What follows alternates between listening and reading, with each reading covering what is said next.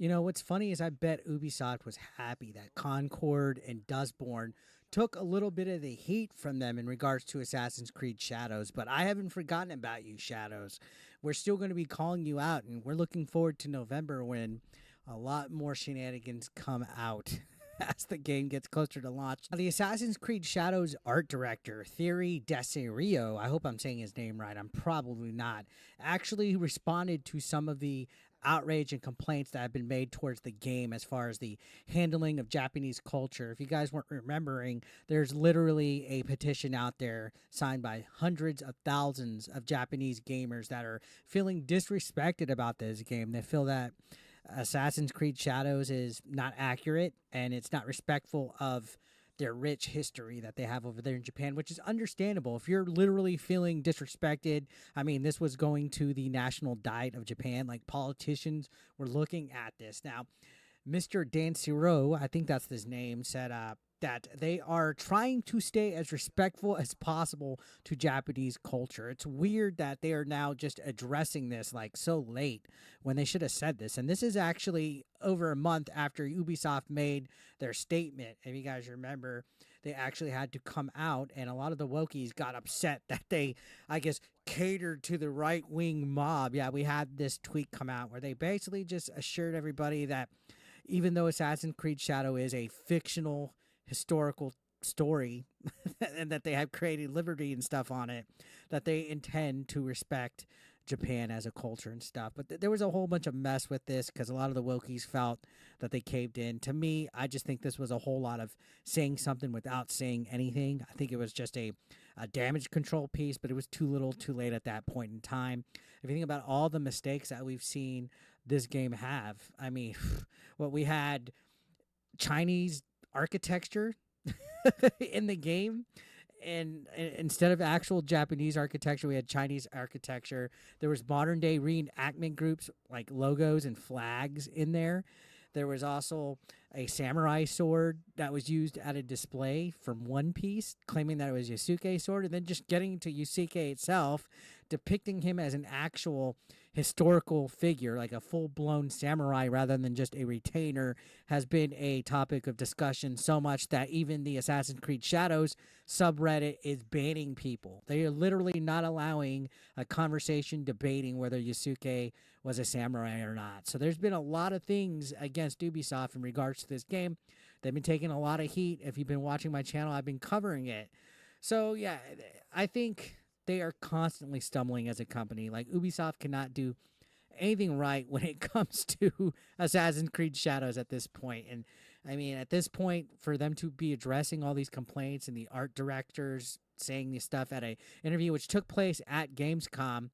Now, editor-in-chief at Eurogamer, Tom Phillips, was pressing him, which is good. I like to see people asking the tough questions. And he said, of course, we're making creative choices. It's a video game in the end, so we want to make the best experience as possible for our players.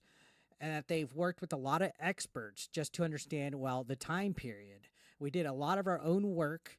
We're making sure we depict this world in a respectful way while fulfilling the gameplay needs and making it entertaining. We've worked with Osaka and Tokyo studios who've acted as consultants. One of their art directors is involved in doing research in the field. We went there, we did a field trip as well, and we have Japanese experts living in Japan. We use them a lot to look at our assets. They play the game and provide feedback. But here's the difference. If you're using these experts, right, why are you having so many fuck-ups? Why is there Chinese architecture in the game? Why is Thomas Lockley's fictional story about Yasuke being like a definitive historical source? There's a lot of conflict with that. This Lockley stuff was weird because he was saying he was never in contact with Ubisoft. They had nothing to do with the game, but he was literally on a podcast talking about this game and talking about Yasuke. Somebody explain this.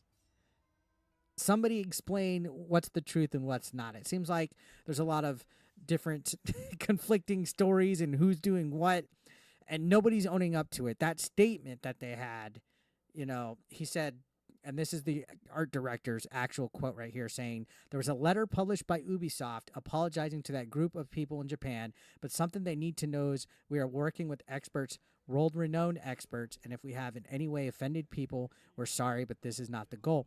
You had a Japanese reenactment flag, like a Japanese reenactment group's flag in the game. You used a one piece prop at a convention and claimed it was Yasuke's sword.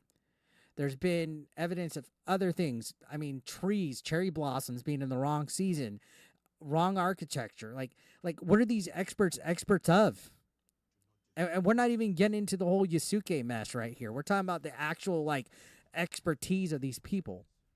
Yeah, Assassin's Creed's never been historically accurate. Guys, okay, having fictional like entertainment, like a historical fiction, I get it. That's one thing. But being completely wrong and out of bounds, that's another, to where you're pissing off an entire country to where they made a petition about it. And it wasn't even about Yasuke, really. Yeah, they brought him up into it, but it was mostly about how they feel that they're being disrespected. Yasuke is a whole other thing. This whole fictional story about him, basically embellishing him, making him into some kind of legendary figure. It's not the fact that it's a black guy that we have a fucking problem with the game. It's the fact that you're purposely shoving this guy in and making a history that doesn't exist, a fictional history to make him some kind of historical figure instead of just making a great game and just creating your own character. Why did you have to put Yasuke there? If it's not going to be historically accurate anyway, why not just make a fictional black character and have them be a samurai? I'm sure less people would have a problem with it. Sure, it would still be woke as fuck, but you wouldn't be embellishing on a fake story made by Thomas Lockley and turning some kind of nobody into some huge legendary samurai. That's the thing that bugs me the most about it. So the director said, in regards to the effect of social media, because there's been a lot of buzz, a lot of backlash about it, if it's had an effect on the dev team, the director said it's a personal question. It's up to everyone to see. Do you read all the stuff that's coming out? Are you spending a lot of time on social media, reading all the comments? Are you staying focused? I know some people who get affected. Social media platforms are a free space where people can do what they want. At the same time, we're very focused on shipping this title on this last mile, polishing the quality as much as possible. We know we've had a great game in our hands. We're proud of that and should stay proud of this game we've made. So, yeah, I mean, even if the game is good, it's tainted, right? I'm going to be checking it out personally. I like Assassin's Creed games, but I'm not going to be easy on this. There's a lot of stuff going in that has red flags, like a bunch, like into this game. I don't think this game's going to do well. Ubisoft's already in trouble. You've already been looking at the stock, guys. It's literally at an all-time low in over a decade. Minority investors are begging, please go private or sell this company to somebody. If your minority investors are pulling out, how are the majority investors feeling? And supposedly, Star Wars Outlaws has fell short of expectations by like 55%.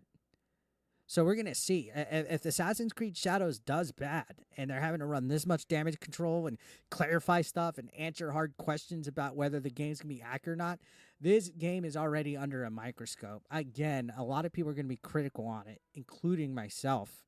Going into this is an uphill battle that Ubisoft, I think, cannot climb out of, which is sad. I'm sure this game's going to be great. I'm sure the combat's going to be great, but having a big muscular black guy chopping off the heads of Japanese people to rap music.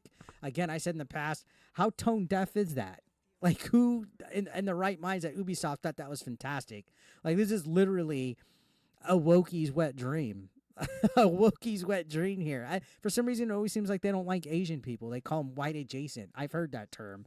So, yeah, I mean, there's a lot of things outside of the DEI nonsense that are going wrong for Assassin's Creed Shadows. And the major fact is it's not all these right-wing grifters like all these wokies would like you to believe. It's not grums that's the problem. The Japanese people are upset, and I know it because I've seen them come to my channel. I've seen them comment about how all this bullshit from Lockley's fake, how Yasuke is being embellished on. I've seen it. I've seen the petition, all right? There's a lot of negativity coming with this game, so November is not too long away. So what do you guys think about this art director's comments and I guess kind of running damage control? Let me know your thoughts. Subscribe if you're brand new. I'll see you on the next one. Thank you so much for watching.